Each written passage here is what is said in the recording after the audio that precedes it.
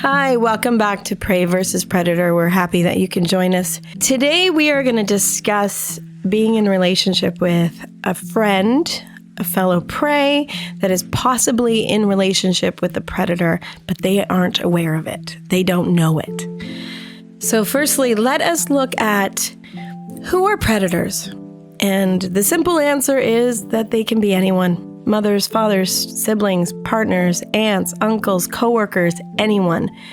The trouble is, it's not so simple to see a predator when you are in relationship with one. So, what if you're an observer? The friend who sees the predator for who they are, but unfortunately the person in relationship cannot see them for the predator that they are. What do you do as a friend of a prey? How can you help?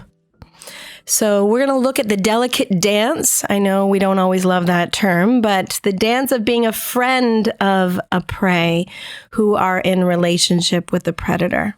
Do you guys, PJ and Jill, have such a friend, past or present, that struggled with the predator in their lives?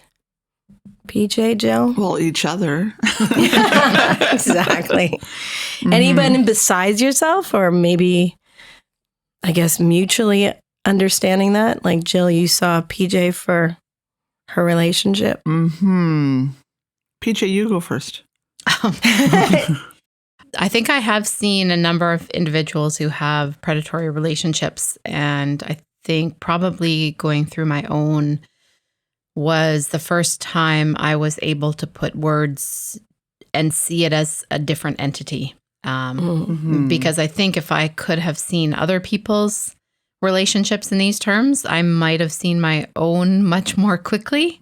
So up until I went through sort of to the breaking point with my own, where no rock was left unturned for trying to do what was what anybody would do, or everything I could do with any material I found that would be helpful. I tried, and to keep coming up with big fat zeros and only making things worse and worse and worse. But yeah, I couldn't have ever seen them. I think that's generally true. I think for someone like myself as well, doing my own work, I guess we've used that term before, in the situation with my parent, made me have insights into a friend who was in relationship when things started crumbling. I could see it because I could relate. So what are the signs? So if you have a friend and you see that they're in relationship with a predator, do you think there are signs that can be seen? I know I have some ideas, but how about you two?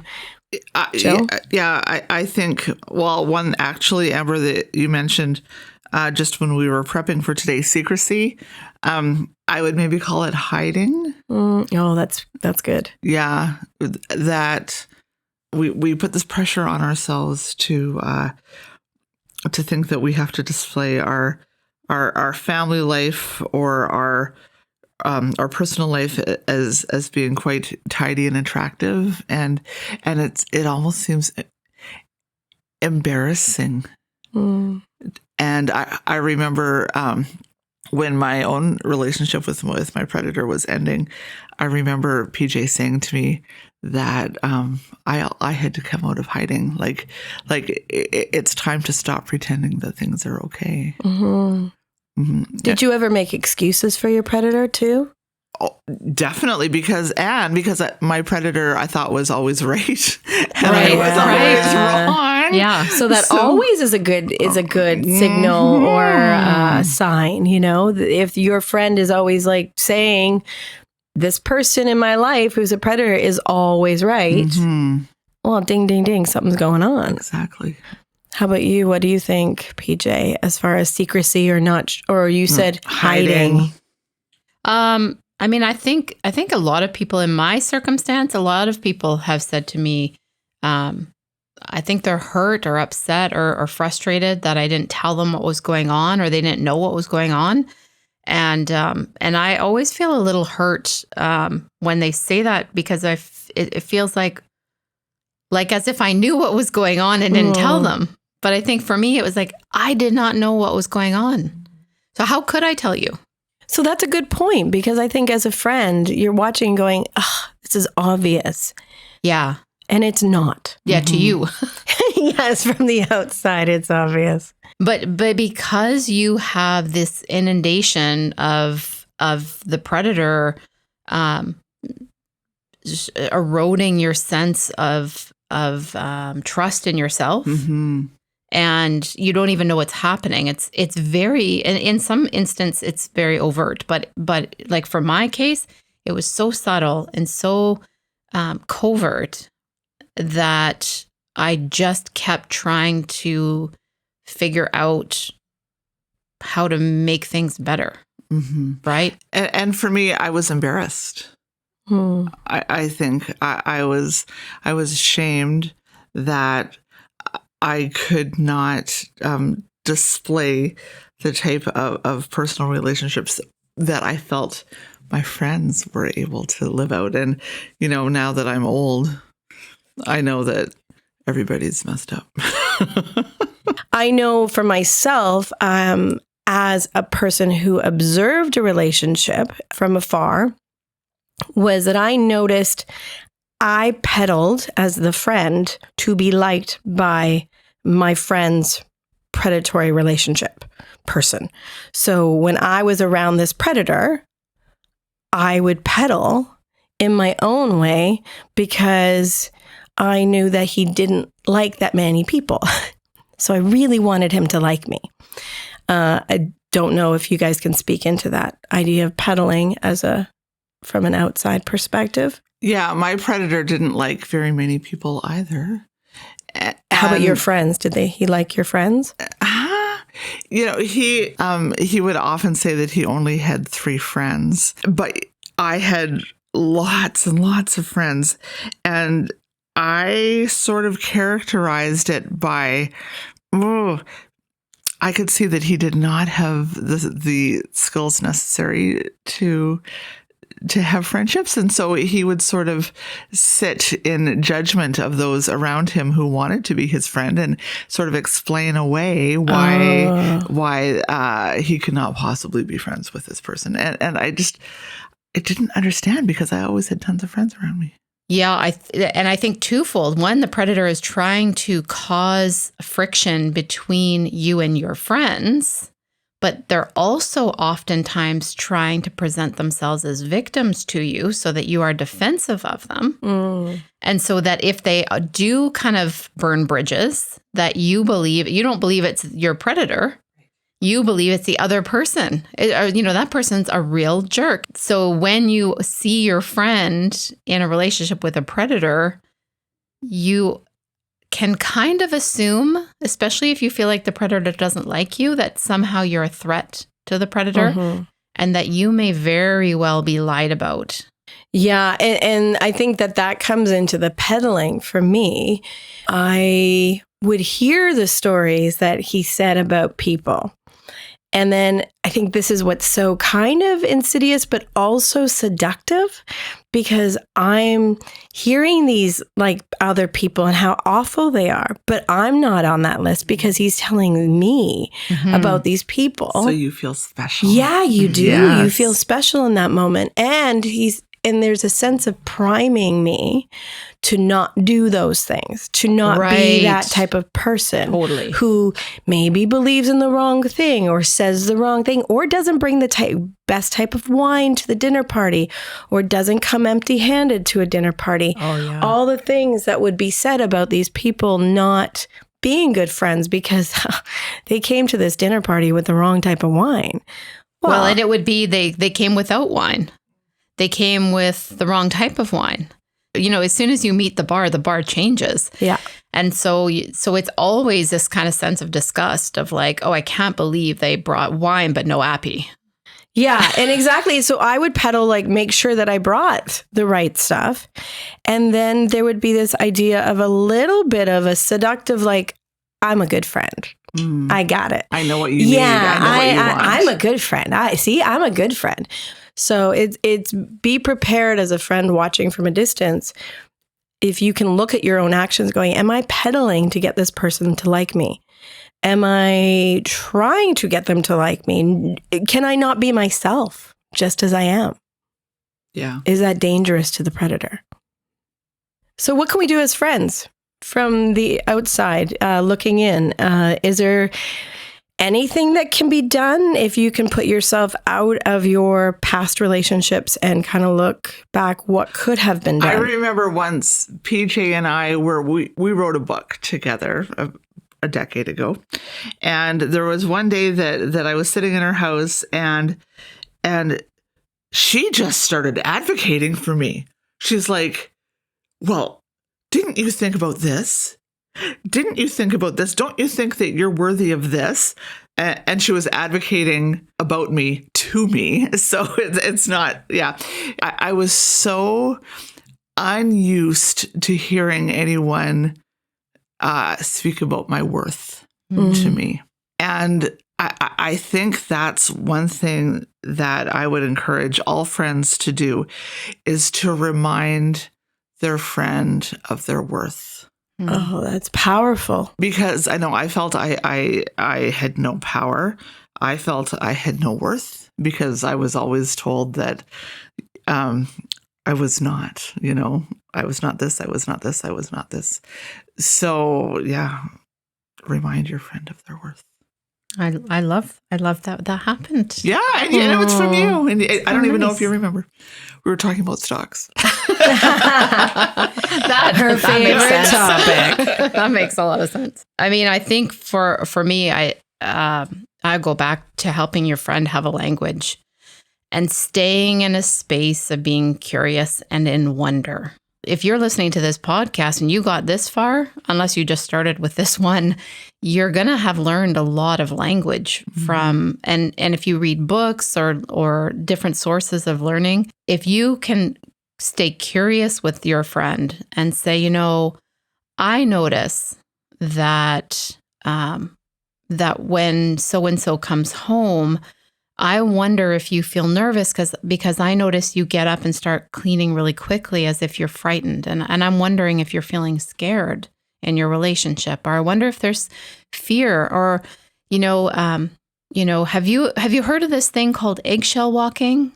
When you're always frightened, I wonder if it's possible that this could be due to some abuse behaviors. Mm-hmm. And if you stay in that kind of curious space and wonder with them, it's much safer for them, because then they can wonder, is it eggshell walking? What is eggshell walking? Or like, hey, I just saw this, documentary on, The Maid, or I guess that's a movie, not a documentary, but let's watch it together. It deals with the similar situation, because it deals with emotional abuse. So I think helping them have a language and staying in that space where if you're seeing behaviors in them or in their partner which look like emotional abuse, or even if you hear the way that they're being spoken to, just asking that question like, hey, I wonder if you hear the tone and what happens inside you when your partner speaks in that tone, because I can't help but wonder if that would cause a lot of fear and pain. Or, that sounds like withdrawal of affection. Why do you think that she does that to you? Or why do you think he does that to you? What do you think is the end goal? Do you think that there is any intentionality in that? Like, I think those types of questions can go a long way. Yeah, I don't think... Often as friends, we want to make our friend's situation better. Why don't you just leave him or her? Yeah.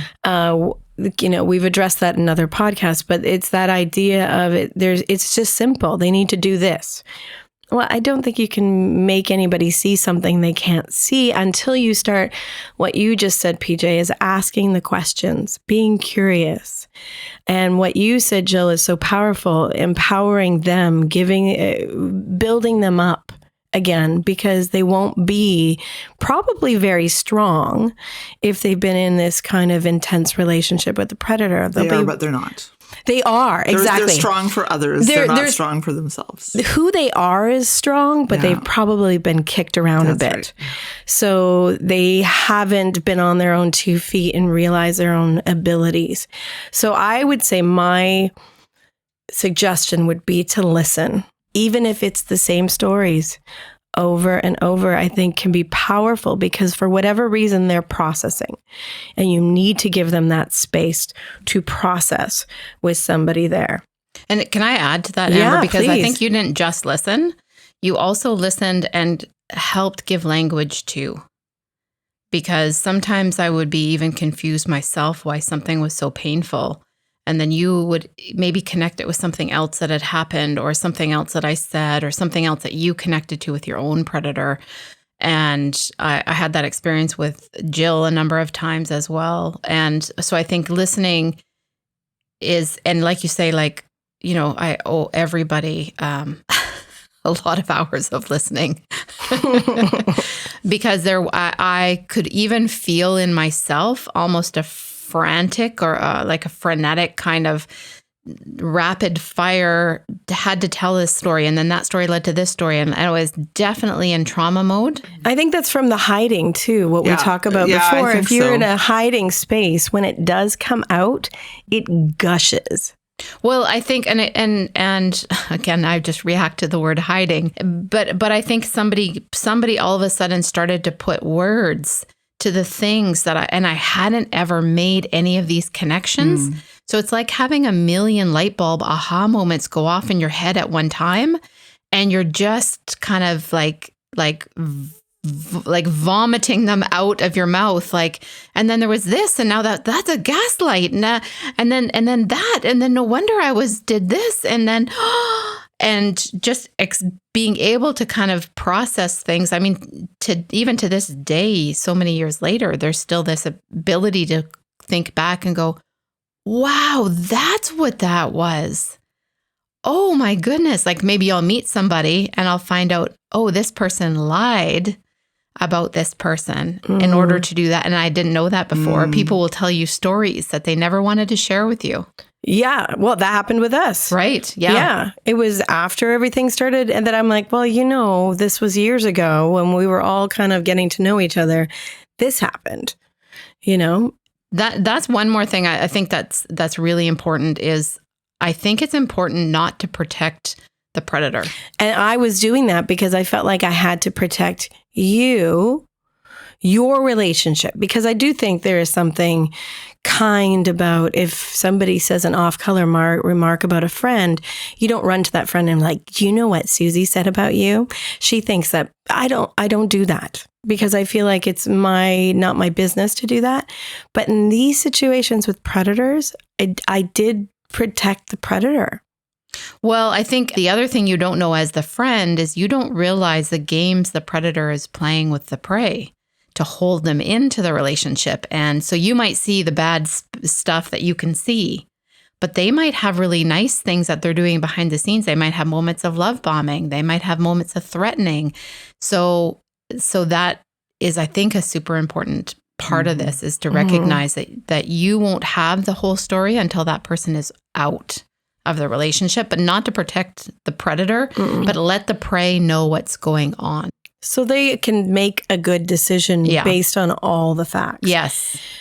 So looking at that, when the friend, if you're a friend observing a friend in a predatory relationship and they leave, I would say that you as a listener, if this is your situation, be prepared as the friend who helped the prey leave to prepare yourself to be vilified by the predator. As they did when you were in that relationship and they would throw other people under the bus, you're now going to be the person they want to throw under the bus because you are cause of the problem as well. So be prepared for that. Be prepared to be part of the rumor mill that the predator may be stirring up about trying to defend their relationship and why it was not working. You know, maybe you're going to be part of the problem. Any thoughts on that from you two? I'm like, yeah. Yeah. We can't control. Yeah. Yeah, we can't control. And, looking at the other alternative maybe we have some listeners who maybe were there for a friend and could see that it was a predatory relationship, tried to help them get out of it, and then the person went back. And I'd be really curious about those stories because that's not our situation. So what happened with your friendship? Was it destroyed? Was it okay? I can't imagine that it would be easy, especially if you spoke the truth about what you saw. Can you please let us know what your stories are? We would love to hear them on Instagram or our email. Please get in touch with us. Do we have a takeaway from this? Yeah, I think I'm going to say what I said previously. Speak truth into your friend's life. Build them up. Yeah. Advocate for them. See their worth. I would say for myself, listen. Be there for them. You may not understand it, but believe them as well. I think that is a big one. I know how painful it is because some people have grown up in a situation, maybe their parents are completely great and pray-like and their partners pray-like, so they can't imagine that somebody would be so insidious and evil, dare I say. So I think listen and be empathetic and understand it and really take their side in. It's not about throwing people under the bus, but it's like really hearing where they're coming from and being there for them. And I would say two different things in terms of, we didn't really talk too much because, but I think one is, this is not that. So this type of relationship is not one where you think of it as two people who didn't quite work out because they weren't willing to do the work. This is an abuse situation where there is an abuser and a victim. And so we don't want to do things that would re-traumatize the victim or re-victimize the victim because there is quite a bit of that, or push the person back into a relationship with the abuser. So recognizing the difference between just a relationship gone wrong or people not having great skills or tools or being really different and being abused and victimized, that's huge. And I think the other piece for us to put in is it's not on your time. I think that's a really great point. So I think the other piece is it's not on your time, it's on the praise time. And no one could have told me when it was right for me to get out. I had to learn, I had to see, I had to have things happen repeatedly until I saw the pattern. And I didn't need anybody to tell me what I should do because it felt like more abuse. But to have people just present and ready for if and when I made that leap, to know that they would be there at any point to support me in doing that, that meant the world. So those are the things that I think were awesome in my own situation, but I think that they would be helpful for anybody. I really love that, PJ, because it's about not giving up on that friendship. So even when you as a friend are frustrated because to what you see, it's quite obvious. It's quite obvious that this person is doing these things, gaslighting, love bombing, whatever. And you see the predator for who they are. And the prey are just being their beautiful prey selves and not wanting to leave a relationship that maybe there's children involved. So it is on their time. And so listen, be there, allow them to learn and grow on their own time and just be there for them and don't force it. Just be there for them. Yeah. Thanks, guys. Thank you. It was a beautiful episode.